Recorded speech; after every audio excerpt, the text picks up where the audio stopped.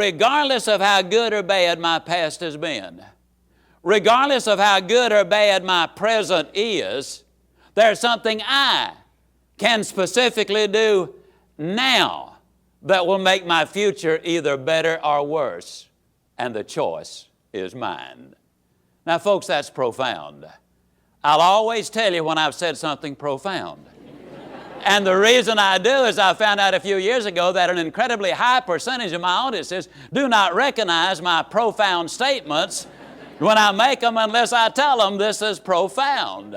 Now, this is going to involve a lot of communications. We had a lady right here in Dallas went down to see her attorney about a divorce. And the lawyer said, "What's the problem?" And she started rambling. He said, "No," said, "be specific." And she said, "Like how?" And he said, "Well, do you have any grounds?" She said, "Oh, yes." Said, "As a matter of fact, we got about 40 acres right out here on the north end of town."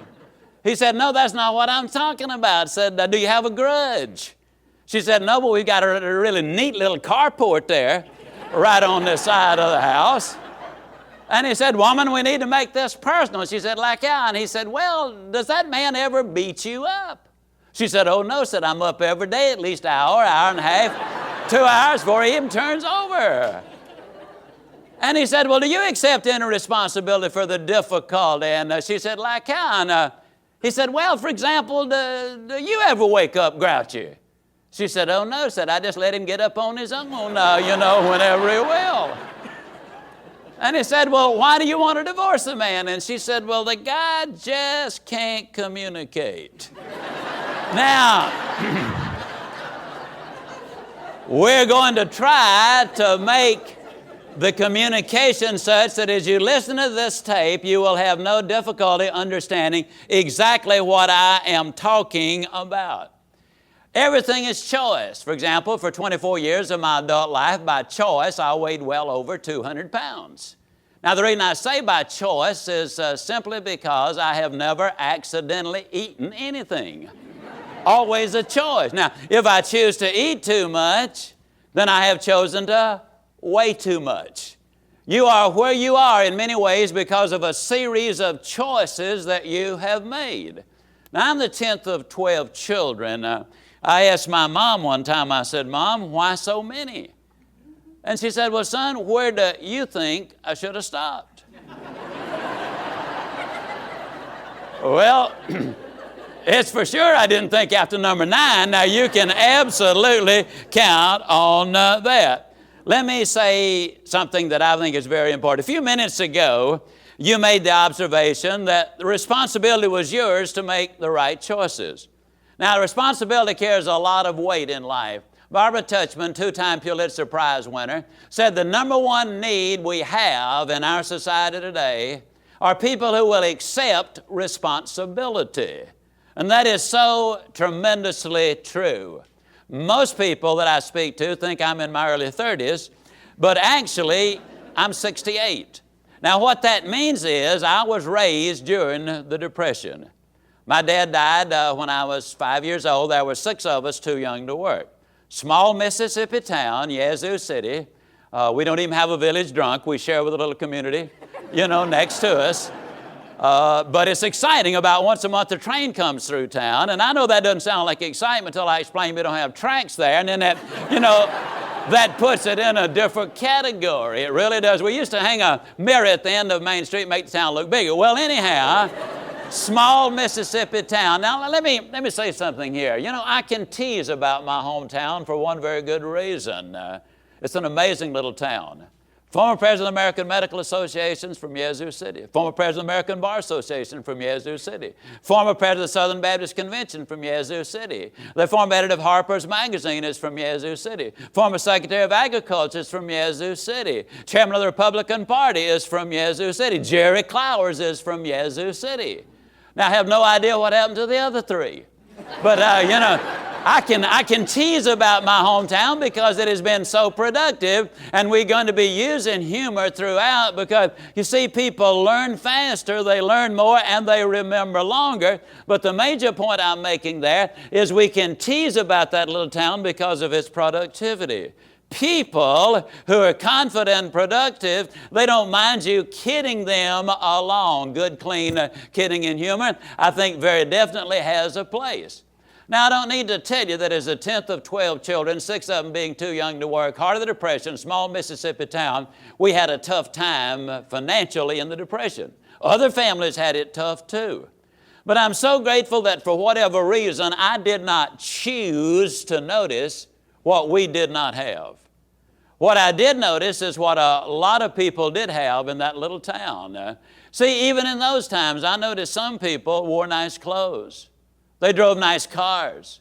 They lived in nice houses. They took nice trips. They even had dinner out. Some of them even played golf at the country club. You know what I've noticed in every decade of my life since, and this is the message I really want you to get right here. I've noticed that regardless of the economy, there are some people who don't pay any attention at all to it. As you well know, the media has accurately predicted 27 of the last 2 recessions. Now, there are some people who just don't pay any attention to what other people are doing. For example, I've noticed without exception that in some instances, many instances, when the economy is absolutely magnificent, there are a bunch of folks going broke. I have noticed that in some instances where the economy is absolutely horrible, there are a bunch of folks getting rich. How many of you have noticed exactly the same thing? Now, this is major point number 2. Major point number 1 is you do have a choice. You can do something now about your life, making it either better or worse, and the choice is here. Number 2 is this. It is not what is going on out there. You see, a lot of that you cannot change. There's nothing you can do about Bosnia at this moment personally. There is something you can do about you and your future, and that's what I want to be talking about. It's not what happens out there that makes a difference in your life. It's what goes on between your own 2 ears. Now, that's what makes the difference. Neil Rudenstein's the president of Harvard University, and this is point number 3. His mother is a part-time waitress. His father is a prison guard. See, it's not who your mama and your daddy might have been. It's not what they have done. The question is, what kind of legacy will you leave to your children and your grandchildren? It is what you do. Now, a lot of times we encounter people who have a pity party on a regular basis. They have what we call the plum disease, P-L-O-M, that's poor little old me. And the problem basically with pity parties when they have them is that very few people come, and those who do don't bring presents. Now, let me point out, they did a study of 300 world-class leaders. Now, I'm talking about Roosevelt and Churchill. I'm talking about Martin Luther King and Mahatma Gandhi. I'm talking about Clara Barton and Helen Keller and Mother Teresa, world-class leaders, 300 of them. 75% of them were either raised in poverty, or had been abused as children, or else had some serious physical impairment. But you see, point number 4, they understood it's not what happens to you, it's how you handle what happens to you that is going to make the difference. I think, for example, of the Edsel automobile, which many people recognize as being by far the most profitable motor car that Ford ever built. Now, I know what you listening to this tape are thinking right now. You're thinking to yourself, Ziglar, that sucker was a dog. Well, it cost them a whole lot of money. They stopped production. What do you mean it was the most profitable one? Remember I said a moment ago, it's not what happens to you, it's how you handle it. You see, out of the Edsel came the Mustang. Out of the Mustang came the Taurus. They took the mistake, learned from it, capitalized on it, and look at what happens as a result. It's not what happens to you, it's how you handle it. John Foppe was recognized 2 years ago as one of the top 10 young Americans by the United States Junior Chamber of Commerce. I met John when he was speaking for the Department of Defense up in Colorado Springs. He had admirals and generals, CEOs of the Fortune 500 companies in front of him, 19-year-old young man, and he spoke with confidence and clarity and conviction and power. John had graduated from college 3.5 years, cum laude, working his way partially through.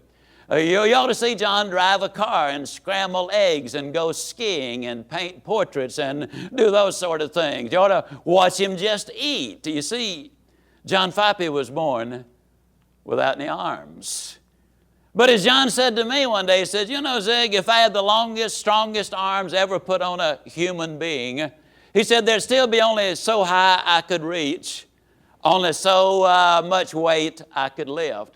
I don't care how long and tall and strong and big your arms might be. They have a limit. But Zig, you know, I face more situation every day where I have to use my creative imagination than the average person does in a month's time. And there's no limit to what we can do internally. Now, this message basically is the power of hope. Because if there's hope in the future, there is literally power in the present.